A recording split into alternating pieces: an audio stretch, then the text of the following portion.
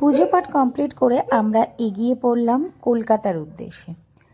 তো কলকাতার উদ্দেশ্যে যখন আমরা এগোলাম তখন যে রাস্তাটা দিয়ে আমরা আসছি তোমরা দেখতেই পাচ্ছ, খুব সুন্দর রাস্তা, মানে অতুলনীয় রাস্তা, বলার উপেক্ষা রাখে না।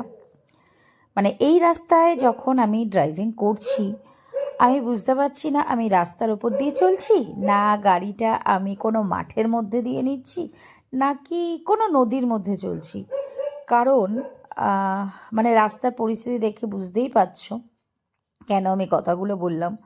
কখনো মনে হচ্ছে বড় বড় গর্তর মধ্যে ধূপধাপ গাড়িটা পড়ছে, তারপরে কখনো মনে হচ্ছে নৌকায় বসলে যেরকম দুলতে থাকে সেরকমভাবে দুলছে।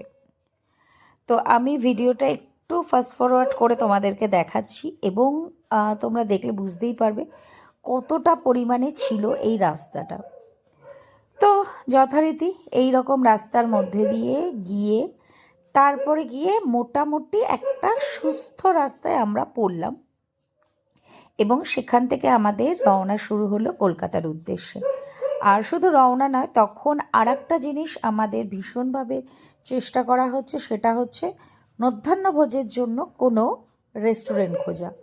তো যাই হোক, তারপরে একটা রেস্টুরেন্ট বা ধাবা আমরা খুঁজে পেলাম, যেটার নাম মা তারা ধাবা রেস্টুরেন্ট। এরপর আমরা রেস্টুরেন্টের মধ্যে ঢুকে গেলাম, বসে পড়েছি প্রত্যেকেই, এই যে দেখতেই পাচ্ছ। তারপরে চললো আমাদের কি খাবার অর্ডার দেওয়া হবে সেই নিয়ে প্রথমে কিছুক্ষণ ডিসকাশন, গভীর আলোচনার পর খাবারের অর্ডার তো দিয়ে দেওয়া হলো, কিন্তু তারপরে শুরু হলো এমন আলোচনা যে ধরনের খাবারগুলো তখন ওখানে পাওয়া যাবে না। তো এদের আলোচনা তো চলতেই থাকবে, এর মধ্যে চলে এসছে খাবার। আর এখানে যেটা ছিল সেটা হচ্ছে থালি সিস্টেমে। তো আমরা ফিশ থালি অর্ডার করেছিলাম, যার মধ্যে ছিল আলু পোস্ত, সবজি, ডাল, মাছ, আর শেষে ছিল চাটনি, পাঁপড়, এগুলো। আর মায়ের জন্য অর্ডার করা ছিল এগ থালি। কেমন লাগছে? না খেয়ে রিভিউ ভালো?